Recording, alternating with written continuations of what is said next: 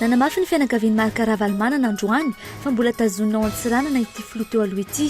Mangataka ny ampidinany filoha teo aloha eto Antananarivo ny fianakaviany androany noho ny nalasany anabaviny izay alevina rahampitso. Izay ny votoatin'ny fanambarany ny fianakaviana io ariva io teny avoloha. Raikitra ny ampamoaka tamin'ny fizaram-bola sy ny resaka motion de censure. Andany ny vondrona parlementaire HVM nilaza fa avy any amin'ny mapara no nizarana ny vola roa tapitrisa anangonana soni anaovana ny motion de censure. Ankilan'izay nitsipaka marindrano fisian'izany avy amin'ny mapara ary nilaza fa ny HVM ny tena nizara vola teny hatreny amin'ny Colbert. Voalaza mihitsy aza fa ny fanaraka manokana ny député Jovato sy ny mpikambana ao amin'ny gouvernemanta. Tonga eto Madagasikara androany ny sambo Mercy Ships. Ity sambo manao fitsaboana maimaimpona ity izay tety faritany efatra eto Madagasikara ao anatin'ny 7 volana. Olona n'arivo manirina ny Madagasikara no vinavinaina ahazo fandidiana maimaimpona amin'izany. Tsy misy fandaniana na vola mivoaka amin'ny fanjakana malagasy ny fitsaboana sy ny fandidiana maimaimpona atao amin'ity sambo hôpitaly ity. Mandeha ny resaka ao amin'ny internet milaza fa tsy hisy masoandro mandritra ny 3 andro amin'ny volana desambra ho avy izao. Sao fotsiny ihany anefa izany raha nanaovana fanadihadiana. Na izany na tsy izany, hisy trangana eclipse izay ho tazana ny ankabeazan'ny mponina maneran-tany eny amin'ny volana amin'ny 1 ny volana desambra. Anomboka ny harivan'ny 20 ny volana desambra izany ho an'ny firenena tandrefana. Azo farana ny ivelany, mbola iroso amin'ny fanandramana voalohany ilay vaksiny manasitrana ny Ebola ny eo anivon'ny firenena mikambana mihainy fahasalamana vao afaka miroso amin'ny fanaparitahana izany amin'ny faritry ny Afrika andrefana. Mandra-piandry izany, namono olona tao Mali indray ny valanaretina Ebola, namono ny haino omaly ilay tovavy kely marary ny titazo mahery ity, tranga voalohany voaporofo tany an-toerana.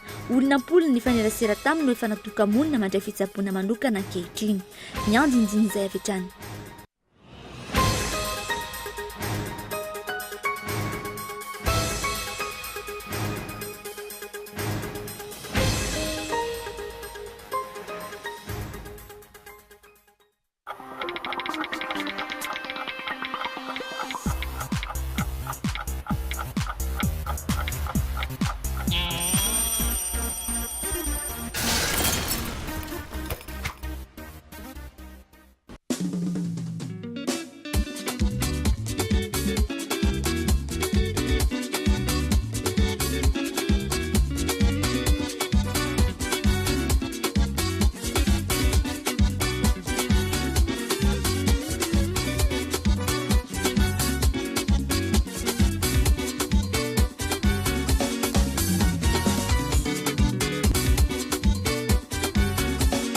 Baolai, toujours meilleur.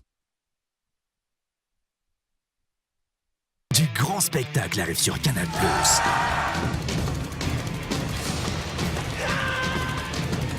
Le voilà! De qui s'agit-il? Mais qu'est-ce qu'ils ont, Jerry? Qu'est-ce qui se passe? Demain, je m'y tiens, je prends ma journée. Oh non, mais parce que j'ai tout négligé. Les films et les séries qu'on aime sont sur Canal+. Le décodeur est à 40 000 arrières seulement pour tout paiement par prélèvement bancaire. Canal+.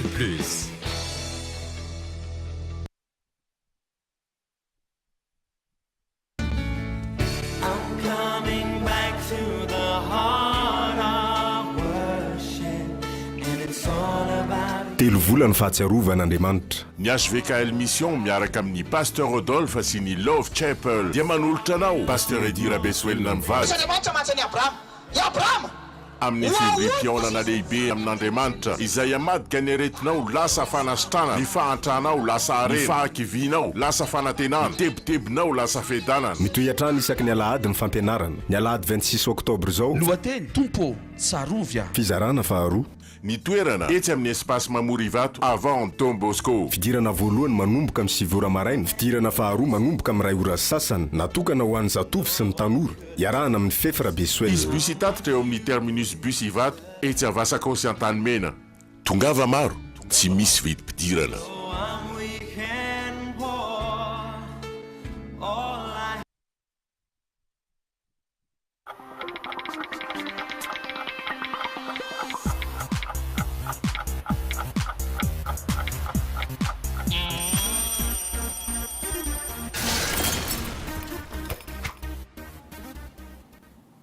Miaraba tomboky lasy tomboky vavy tonga soa indray atao anatin'ny fampahalambo avao ny fahitalavitry ny Gol TV izay anasananao analakizany hatramin'ny farany.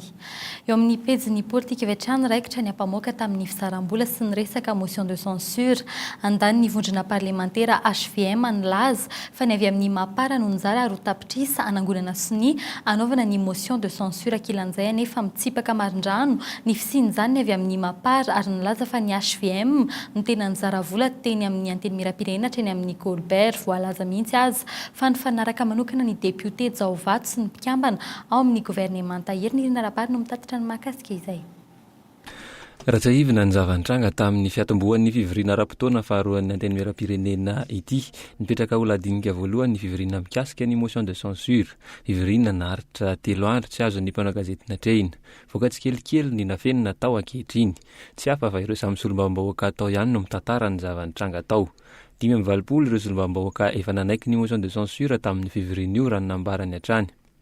Ary Andriamatoto Jaovato mihitsy no niteny nandray fitenenana hoe avy any ambony any no nitsotsoka ary avy any ambony any nipetrahany io prime ministre Kolose io zay no nambarany tao ka isika dia aloha no anao motion de censure ny 5 zay no mivoky tao samy nanaiky avokoa hoe atao motion de censure fa hoe aleo fotsiny loha iandry ifandinitsika hoe iza no ataotsika prime ministre iza no ataotsika ministre fa sao dia andrava fotsiny tsika fa tsy afaka anangana ary Andriamatoto Jaovato mihitsy ary no nitsikerana anao hoe zay ny alako azy VM izay mahatonga satria ko manodidina président eo dia mamandalitra azy.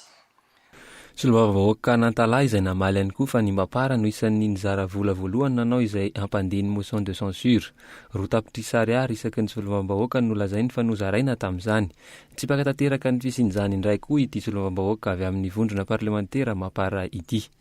Dia gaga izay avy eo any amin'ny télévision fa mahita fa Andriamatoto Jaovato indray no milaza fa mitsipaka le motion de censure milaza fa mapara indray mizara 2 millions d'ariary tao amin'ny TV plus dia mialatsiny raha mandreny fotsy vola amin'ny tany ianao ajaina miny asiny fa tsy mapara mihitsy fa ianareo no nanangotsony tao ianareo no nizara vola 2 millions 500 tao fa raha ohatra resa-bolana raha nizara 2 millions d'ariary zany mapara efa fiainana eo.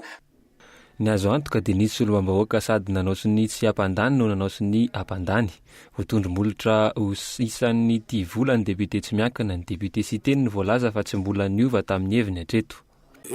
Mijoro mahasolombavambahoaka izay tsy midika izay hoe tsy mpanohatra ao dia hanara reny rano fotsiny ao anatin'izay zavatra izay fa rehefa misy koa zavatra hita tena hoe tena tsy mety le izy dia mahasolo tena ny vahoaka izay dia tsy mety mijoro ny tena ao anatin'izay zavatra izay satria tsy hoe mpanao lalàna fotsiny mahasolombavambahoaka fa mpanara-maso ny zavatra miseho rehetra ataony mpanatanteraka io ane ny problème eto amin'ity fireneny ity dia zao matetika le olona tsy ny fidimbahoaka ro miseho dadana amin'ity fireneny ity zany hoe le olona tsy misolo tena n'le vahoaka no miseho izy no hanapaka zay tsy mety zay zavatra zay tsika manana foloa ary tiako hoe arovana izy ao anaty zay satria ary zay no anampiko ao satria izy no voafidimbahoaka fa matetika reny olona tsy ny fidimbahoaka reny no somary mibolisabilisatry ny politika ataony ary mamitaka amin'ny foloa reny zavatra reny. Ity aloha izany no ampamoaka voalohany avy amin'ny mapara izany tena asa moka ny anaran'ireo nanao sinisy sy ny taratasy mirakitra ireo sini ho an'ireo izay nandray vola voatontonona ihany koa ny député Jaovato nilaza ny amoaka ny azy ihany koa ity solombavambahoaka ity ireo sini any aminy misy 200 raha ny resaka ny fanaovana tamin'ny Antsoatarby ny herinandro avy io no fantatra fa anao ity ampamoaka ity ny tenany. Isan'ny voatonona ho nanatitra ny vola nozaraina tao amin'ny filoha-lefitra avy any Antsiranana na Fredy Mahazoasy ihany koa ny iraka avy amin'ny ministry ny fitaterana Ulrich Andriatina. Voatontonona ho isan'ireo iraka ireo ny sasany amin'ireo mpanao politika avy amin'ilay vondrona MSA. Andrasana ny fanazavana avy amin'ny fanjakana mikasika ity resa-bola ity. Andrasana ihany koa ny vokatry ny fanadihadiana ataon'ny Bionko ny Tsimbazaza amin'ny herinandro avy io. fa mangataka ny ampidina ny filoha teo aloha eto Antananarivo ny fianakaviany androany manoloana ny fahalasany anabavin'ity filoha teo aloha ity mivantana amin'ny mpitondra fanjakana izany antso nataon'ny fianakaviany izany amelan'ny filoha teo aloha Marc Ravalomanana niakatra eto Antananarivo andevina rahampitso ve mpitondra fanjakana fanadina hoentiny Izora Kotondrina. Ny 13 oktobra teo no tonga teto Madagasikara ny filoha teo aloha Marc Ravalomanana. Ny talata 14 oktobra nambena nany amin'ny toby miaramila ny tafika an-dranomasina any Antsiranana izy. Résidence surveillée ao amin'ny villa présidentielle izay navozy ny fony izy teo amin'ny fitondrana no misy azy ankehitriny. Ny sabotsy 12 oktobra farany teo no nisy sakorokan-tranga tetsy Analakely sy ny manodidina nataon'ireo mpomban'ity filoha teo aloha ity. Ny talata farany teo ny antso amin'ny fifampiresahana Ramatoa Laura Ravalomanana. Ny alakamisy farany teo no dimandry ny anabavin Ravalomanana Marc mipetraka etsy Avoloha ary rahampitso no alevina. Tao amin'ny tranonkalany ny antso amin'ny famorampon'ny fanjakana ny fianakavian Ravalomanana mba hampiakatra azy eto Antananarivo androany hariva nanao antso avy ny sanany lahy. Eto izahay fianakaviana manontolo dia mangataka ny hamorampon'ny fitondram-panjakana malagasy mba hamela ny dada Marc Ravalomanana hanefa ny adidy farany amin'ny anabaviny Nentoso. Mariana eto fa mpianadahy izy ireo, irairay sy iraireny. I dada no faralahy amin'ny ankohonany. Mety ho fiaramanidina manokana no akanan Ravalomanana any Antsiranana raha toa ka handray fanapahan-kevitra hitondra azy andevina eto andrenivohitra ihany ny fanjakana malagasy. Raha tsy izany tsy ho tratrany ny fandevenana. Eo amin'ny fiarahamonina politika, maro ireo nampatsiahy ny fahoriana efa nanjoy ireo sestam politika izay tsy afaka nanatrika ny fandevenana ny rahalahiny na ny havany, tahaka ny Amiraly Ratsiraka ohatra tamin'ny fotoam-pitondran'ny filoha Marc Ravalomanana. Ankehitriny, maro no mihevitra fa hanatsara ny endriky ny fanjakana ny famelana an'ity filoham-pirenena teo aloha ity andevina ny anabaviny rahampitso. Fa mahakasika ny raharaha fidiran'ny Nandriamatoa Marc Ravalomanana teto Madagasikara, fantatra fa atao fanadidina avokoa nanomboka omaly ny piasa ny serana mpiaramanidina rehetra ao Antsirabe. Nisy niditra ponjy ireo mpiambina ny serana mpiaramanidina re ihany koa androany fa atao fanadidina eo anivon'ny zandarmarim-pirenena ihany koa ny mpiambina ny Ravalomanana Marc teo aloha Jean-Marc Coumba. Araka ny ambarany ireo loharanom-baovao samihafa dia mizotra ny fanadidina mahakasika izany ankehitriny. Fa mahalona ny zavan-tranga mampalahelo ka niteraka ny fahafatesan'ny zanakavavin'ny ministra ny tanora sy ny fanatanjahantena ny 17 ny volana oktobra farany teo nanao fanambarana ny polisy pirenena malagasy androany. Nambaran'izy ireo tamin'izany fa ny fianakaviam-ben'ny polisy pirenena manerana nosy dia miara ory sy mombina lahelo tanteraka amin'ny fianakavian'Andriamatoa ministra ny tanora sy ny fanatanjahantena izay niarambona. Izy ireo ihany koa dia manameloka tanteraka ny fihetsika nataon'ilay polisy mpiambina an'Andriamatoa ministra ny tanora sy ny fanatanjahantena ka namonina hafatiny zanany vavy. Mandray ny andraikiny arak'izany ny ministeran'ny filaminam-bahoaka ka makalesina amin'ny zavaniseho ary andray fepetra rehetra mba tsy hiverenany toe-javatra mampalahelo tahaka ireny intsony.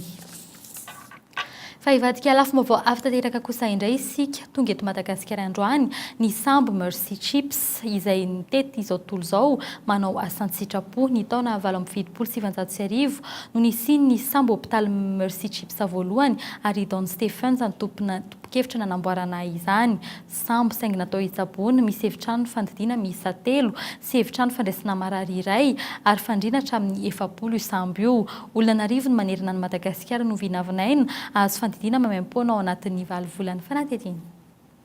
Manomboka ny volana novambra izao ny fanondratana anarana ho andreo maniry ny hodidina ka iantomboka tsy ho ela ny fifanentanana ireo marary azo izany.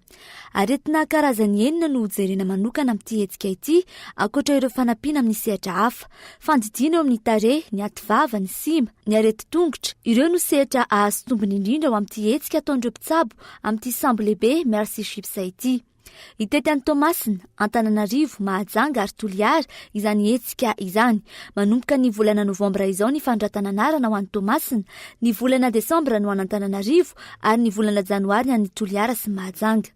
Mahery ny 700 ny mpitsabo pilatsaka an-tsitrapo tonga eto amintsika io maraina io tany Tomasina. Isy ny fampafantarana atao amin'ireo toerana sy fotoana anaovana ny fisoratana anarana isaky ny faritra. Mamempoana avokoa ireo fitsaboana atao ireo. Mercy Chips is an international organization, an NGO. Fikambanana iraisam-pirenena zany Mercy Chips. And Mercy Chips is invited by the government of Madagascar and we work with a hospital ship called the Africa Mercy. Nasain'ny gouvernement malagasy avy aty Madagasikara zany Mercy Ships dia miara-miasa miaraka amin'ny Africa Hospital. And we provide surgical services and healthcare education. Dia hitondra chirurgien sy healthcare zany hoe momba ny fahasalamana. Tsy misy fandaninana na famoam-bola avy amin'ny fanjakana malagasy ny fitsaboana tao, tsy misy tolo-tanana na fandraisana anjara ny fanjakana ihany koa ny fizahana ireo marary sy ny vidin'ny fanafody, fa ireo mpilatsaka an-tsitrapo miaraka amin'ity sambo ity avokoa no miantoka izany. Ny tsena io sambo io tany Tomasina androany ny governemanta rehetra no tarian'ny filoham-pirenena Rajoelina Mampianina. Mpitsabo manam-pahaizana manokana amin'ny fitsaboana nify, fandidiana ary mpampiofana amin'ny sehatra maro no tonga niaraka tamin'ny sambo fitsaboana Mercy Ships io maraina io tany Tomasina. Mandritry ny 7 volana no hiasa eto izy ireo, manomboka ny volana Novambra izao ka hatramin'ny tapaky ny taona 2024. Vaovao manodidina ny fahasalaman'izay an-tranona ahitana trangana polio vaovao tsy fahita tany Analalava, Fokotany Befotaka Avaratra, Komuna Befotaka Faritra Sofia, zaza 3 taona iray tsy vita vaksiny no malemy vokatra izany aretina izany. Amafisina trany araka izany ny fanentanana amin'ny fanaovana vaksiny ny ankizy latsaka ny 5 taona sy ny reny bevoka fanatedina. Aretina pazony zaza latsaka ny 5 taona tsy vita vaksiny ny polio, hafa nefa ity tranga ity. Polio avy amin'ny fiarahamonina no anasokajin'ny mpitsabo azy. Azo sorona amin'ny alalan'ny fanaovana vaksiny izy ity, toy ny polio azo avy amin'ny virus sauvage izay efa foana tamin'ny taona 1970 sy 1990. Vaksiny polio no fantatra fa fanafodiny ity aretina ity. Isolo vaksiny tsindrona izany amin'ny taona 2012. Misy ka vaovao zany manao fanaraha-mason'ny zaza rehetra amin'ireo aretina azo iarovana vaksiny zay raha Madagasikara. Dia tamin'ity volana oktobra ity zany misy tranga anankiray any Analalava, Befotaka Nord. Nidina any zao ny teknisianina tambatra miaraka amin'ny OMS, miaraka amin'ny UNICEF, miaraka amin'ny service de vaccination, miaraka amin'ny olona avy any Afrika, amin'ny IST, OMS Afrika, hanao fanadihadiana any. Fanentanana ho an'ny fanaovana vaksiny adina amin'ny aretina pneumonia sy ny fivalanana no mbola mitoy ankehitriny. Araka ny fantatra mbola vitsy ny ray aman-dreny mitondra an'izany atao vaksiny. Mbola maro araka izany ny zaza mamony ainy vokatra ity aretina ity. Mbola misy zany matoa zany atao vaksiny dia arovana amin'ny aretina ny zaza nefa mahagaga fa mbola betsaka ihany ny zaza tsy dia manao vaksiny eto amintsika. Dia izay nisany anaovantsika an'ilay CCME mba hanatratrarana n'ilay tanjona mba tokony ho betsaka satria fantatsika fa ny vaksiny tsy mandaitra raha tsy betsaka ny vita vaksiny.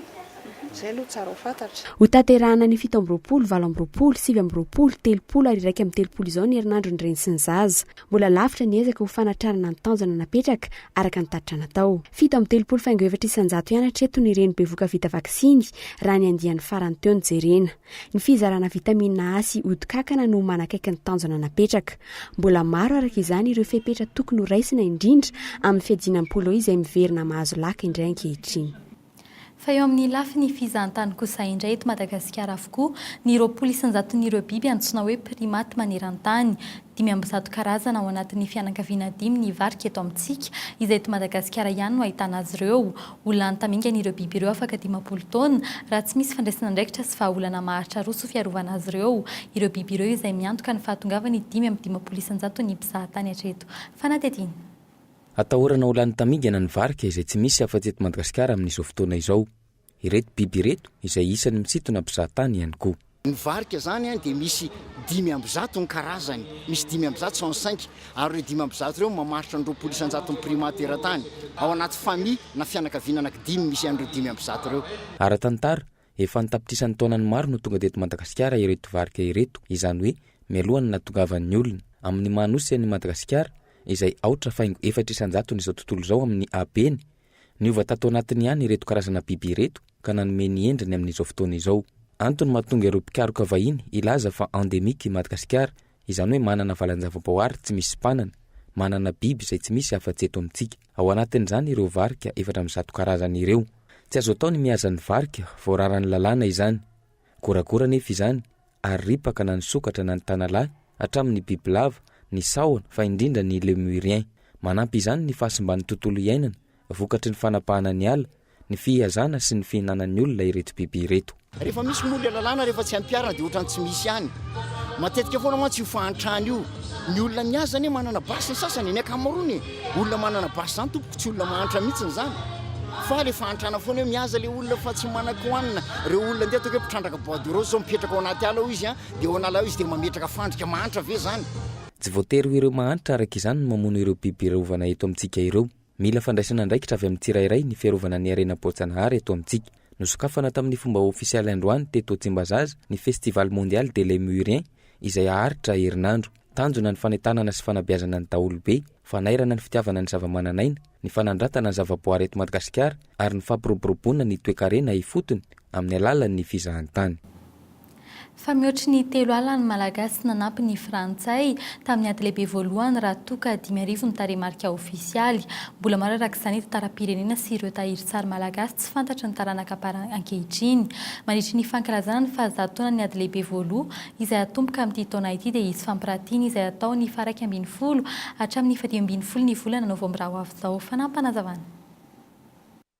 Ny taona 1709 ny poka ny ady lehibe voalohany isan'ny nandray anjara tamin'ny hoady io ny tirailleur na ny mpitifitra malagasy nanatevina ny tafika frantsay ny sakalava ny tena betsaka tamin'izany andiany iray manokana ny malagasy ary ny ainga voalohany teto Madagasikara ny 7 ny volana oktobra taona 1709 tany amin'ny seranatsambo an'ny Thomas na ireo mpitifitra malagasy ireo no noraisiny ny sambo frantsay mihoatra ny 3 alina izy ireo izay niondrana tany velany nandritra io ady lehibe voalohany io mankalaza ny 700 taona ny ady lehibe voalohany isika eto Madagasikara manomboka amin'ny ity taona 1700 ity 1709 1709 aharitra 4 taona araka izany ny fankalazana ho fanomanana izany najoro ny komity misahana ny fanangonana ireo tahirin-tsary sy tahiri-kevitra rehetra ny hetsika rehetrarehetra manodidina ny fankalazana ny 100 taona izany hoe tsisy olona afaka manao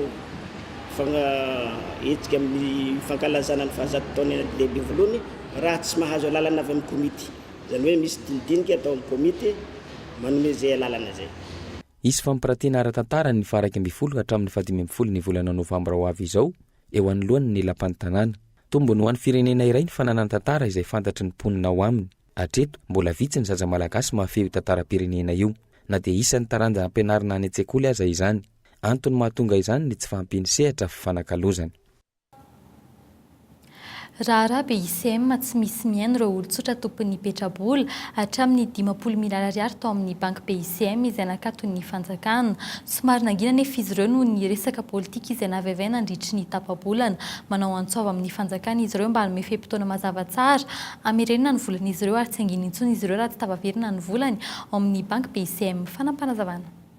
Eo ampikaroana vahaolana hikarakarana ny fandoavan'ny volanareo izahay fa manana faharetana farafaratsiny izay zany mangataka hoe omeo fe-potoana mazava tsara ary izahay hitenenana hoe amin'izao fotoana zao ny volanareo no reglenay mba tsy hahafahanay mitototo fa izahay BICM izay olo-pirenena toy ny olo-pirenena rehetra mangataka ny tandrovana ny fanananay dia efa miaina zavatra tsy anerany nidina andalambe foana izahay hatreto mitondra banderole nampiseho ho hitapoko hitam-pirenena ny zavatra mianjady aminay hatreto izahay dia tsy angina intsony mihitsy raha tsy farafaratsy ny mahazo valiteny hoe roviana marina zany le fe-potoana apetraky ny tompony andraikitra mahefa amin'ny fandoavana ny volanay. Fa molavola paikady vaovao ny BNGRC hanatsarana ny sy hanavaozana ny fomba fiatrehana ny lozy tamin'ny taona 2010 no nisy fanatsarana farany io paikady io ary isaky ny 5 taona ny tokony hantanterahana izany no ny fotoana sarotsarotra nolalovan'ny firenena nefa dia izao vao afaka manao izany sika anisany ampiavaka ity paikady vaovao ity ny fisiany plan d'action izay ivoaka orientifika anandoara teknika ity amin'ny taona 2014 vao ampiarina eto amintsika io paikady vaovao io raha izay iarahana amin'ny PNUD izay mbola hitadiavana fa matsimbola ihany koa fanampanazavana. Zavatra anankiroa zany no entina manatsara le paikady. Ny voalohany amin'ireny dia efa fantatra tsy maintsy fantarina hoe inona no lesoka teo amin'ny na tsy ampy teo amin'le paikady teo taloha. Dia ny faharoa misy le torolalana iraisam-pirenena. Zany hoe ny iraisam-pirenena koa zany dia misy paikady izay irahany be sy ny maro ary tanterahana isaky ny firenena. Dia ny fanatanterahana an'izay rehetrarehetra zay zany no entina ho atao. Ohatra zao ny antsika zao le stratégie teo taloha tsy nanana plan d'action antsika tamin'ny stratégie tsika teo taloha. tsy voafaritra mazava hoe inona natao amin'ny taona voalohany amin'ny taona faharoa inona no tratratsika Andriamanitra ny 5 taona dia amin'izao zany a tokony hivoaka zany zay aoriana ty le ana concertation technique ty zany satria ity zany a ny vokatra ity dia tsy maintsy mbola prezantena manam-pahefana dia rehefa ekeny zareo le izy a dia zay amizay tsika amizay vao miditra amizay resaka plan d'action zay. Faraky nefa narahinotana anatin'ireo lohatenim-baovao mandeha ny resaka any amin'ny internet ankehitriny milaza fa tsisy masoandro mandritry ny 3 andro amin'ny volana desambra ho avy zao tsy ao fotsiny any anefa zany raha nataony fanadihadinina izany azy isy trangana eclipse izay ho tazany ankabeazan'ny pona maneran-tany eny amin'ny volana amin'ny faraky amby 20 ny volana desambra ho avy zao anomboka ny arivan'ny 20 ny volana desambra zany ho an'ny firenena tandrefana fanadina hoentin'izy rakotindrina. Homaizina tanteraka ny tany ao anatin'ny 3 andro amin'ny volana desambra ho avy zao. Tsao sy fampitombona resaka ihany ity filazana miparitaka amin'ny internet ity. Oxa na fake hoy ny vazaha. Isan'ny malaza tao amin'ny internet sy ny tambajotra ara-tsosialy Facebook tato anatin'ny herinandro izay ity filazana ity. Raha ny voalaza, anomboka ny faharaky amin'ny 20 volana desambra izany ary tsy farana raha tsy ny 17 volana. Araka ireto filazana maro samihafa ireto ihany. Tempête solaire na fipoahana eny amin'ny masoandro no ahatonga izany. Io fipoahana io izay matety pitranga eny amin'ny masoandro. Raha ny fanadihadiana sy fikarohana nataondreo manam-pahaizana any ivelany, mitarika fahatapahan-jiro ny fiantraikan'io tempête solaire io eto an-tany. Raha ny hita aloha hatreto, tsy mbola nisy tranokala ofisialy laza izany. Tranokala mpisangisangana site pour taquiner avy any Québec, Canada no namoaka ity filazana ity voalohany. Karazana sekta antsoina hoe être de lumière no nanaparitaka izany avy eo. Raha ny fanadihadiana nataon'ireo manam-pahaizana hatrany, efa pitranga ny tempête solaire ary tsy azo vinavinaina meloa. Nanamafy kosa ny gazety Boky Nature fa noho ny fandrosoan'ny fikarohana, azo atao tsara ny mamantatra izany meloa, saingy tsy mihoatra ny 420 ora izany. Izany hoe tsy mitombona hatreto io filazana io. Inona ary ny zava-mitranga ka mahatonga izao resaka izao? Raha ny filazana ao amin'ny tranokala ofisialy NASA, ilay sampandraharaha Amerikanina mpikaroka momba ny abakabaka dia isy zavatra hitranga tokoa amin'ny faraky amin'ny 20 volana desambra io. Voalohany indrindra, ny faraky amin'ny 20 volana desambra no andro fohy indrindra isan-taona ho an'ny ilabolatany avaratra. Andro lava indrindra kosa izy raha ho an'ny ilabolatany atsimo. Io ilay antsoiny vahiny hoe solstice d'hiver. Ifanandrify amin'io dia isy eclipse lunaire na fahatakonan'ny volana hitranga. Ny ilabolatany avaratra dia ahatazana izany avokoa. Tsy dia ahatazana an'io ny ilabolatany atsimo izay misy any Madagasikara. Ifanandrify amin'ny fiatombohan'ny aliny 20 ny volana desambra izany ho an'ireo any amin'ny firenena andrefana no nelanelana amin'ny ora. Raha totaliana, aharitra ora 3 sy 20 minitra io eclipse io. Aharitra 2 minitra kosa ny fotoana anakonan'ny aliko ny tany tanteraka ny volana. Itovitovy amin'ilay eclipse nitranga ny arivan'ny 9 ny volana oktobra lasa teo io eclipse hitranga io. Tsy misy atahorana araka izany ilay filazana miparitaka any amin'ny Facebook. Itovy amin'ny 20 desambra hatr'izay ihany ny 20 desambra eto Madagasikara amin'ity taona ity. Pejin'ny kolontsaina kosa indray Paradis Blues zaza soratra farana avoaka ny mpanoratra maorisianina Shehnaz Patel ahitana taratra ny fiainana andavanandro any Maurice ity boky ity. Mpanao gazety mpitolona ho amin'ny fampiraisana ny maorisianina ity mpanoratra ity izany no isany namoany izao asa soratra izao. Mampiavaka azy ihany koa ny fanehoana ny fiainan'ny vehivavy eo amin'ny fanoratana sy ny fiainana ao ambadiky ny endrika ivelany mampalaza ny firenena maorisianina. Tao anatin'ity boky ity manodidina ny 500 pejy no anehoany ny fiainan'ireo vahoaka ao Maurice izay tsy isan'ireo avoaka amin'ny anao manjery maneran-tany. Martèlement de leurs pas. En rang serré, ils avancent les mots, ils progressent. Se hâtent vers l'orifice de ma bouche comme vers la sortie d'un tunnel. Se bousculent, moi d'abord. Parfois, j'essaie de les retenir. Attendez encore un peu. Il n'est peut-être pas tout à fait l'heure. Peut-être qu'en revenant plus tard, ce soir, demain, ce sera mieux, plus au point. Peut-être, qui sait. Mais il marche. Le front. Faraka ny fantaterina taminao dia averina raha ampitso amin'ny fitorariva eto amin'ny fahitalavitry ny Kolo TV ny fanadihadiana momba ny fitrandrahana ny ala sy ny fasimainty ao Ranobe nahazo ny loka fahatelo tamin'ny fananana FDJ 2014 ity fanadihadiana ity azadinoana ary ny fandarana alalino raha ampitso alady amin'ny fitorariva eto amin'ny fahitalavitra Kolo. Famarana ny fiarantsika amin'ny tianio ity mbola iroso amin'ny fanandramana voalohany ilay vaksiny manasitrana ny Ebola ny ao anivo ny firenena mikambana miany fahasalamana vao afaka miroso amin'ny fanaparitana izany any amin'ny faritry ny Afrika andrefana mandra-pianatra izany anefa namono olona tao Mali indray ny valinaretina Ebola namony ainomaly ilay tovovavy kely marary ny titazo mahery ity tranga voalohany voapirofany ny antoerana olona ampolo ny fanerasera taminy no efa natoka monina mandray fitsaboana manokana ankehitriny fanadidina eo amin'ny sarin'ny France 24. Amin'ny volana Desambra izao vao higadona any amin'ny faritry ny Afrika andrefana tena lasibatra amin'ny valanaretina Ebola ilay vaksiny manasitrana ity tazo mahery vaika ity. Saingy tsy mbola aparitaka izany fa mbola andrina aloha no irosoana ao Guinée, Liberia ary Sierra Leone. Anoany amin'ny volana Jolay 2024 vao aparitaka izany vaksiny izany raha hita mahomby ny andrana. Raha ny fanazavana ny entiny teo anivon'ny firenena mikambana miany fahasalamana na ny OMS efa andalana manao ny andrana amin'ny fampiasana ity vaksiny ankehitriny ny ao États-Unis, Grande-Bretagne ary Mali izay nahitana tranga Ebola voalohany tamin'ity herinandro ity. Tovovavy kely 2 taona no namony aino maly no nahazahoany ny otrikaretina izay fantatra fa nandritra ny diany tany Guinée. Tamin'ny fahatongavany tao Mali anefa fantatra fa niaraka tamin'ny renibeny tamin'ny fiara fitateram-bahoaka ity zazavavy kely ity. Akoatra izay, olona maro no efa nifanerasera tamin'ny fotoana narariny toy ireo mpitsabo nandray azy tsy nampiasa irony fitaovana fiarovana irony. Miorikoditra ny mpon'ny Mali manoloana ny zavamisy. Ny Ebola izay efa nandripaka olona manodidina 5,000 ary mahatratra ray alina ireo olona voapirofo fa mitondra ny otrikaretina ankehitriny maneran-tany. Dia ny fanadihadiana mahakasika ny Ebola iny ihany koa no entina manakatona ny fiarantsika tamin'ny tianio ity amin'ny 7 latsaka fahefa no narahinao ny fampahalam-baovao amin'ny teny frantsay saorana ianao nanaraka ny fampahalam-baovao amin'ny teny malagasy hatramin'ny farany tena kosa metraka ny veloma ho amin'ny rampitso indray veloma tompoko.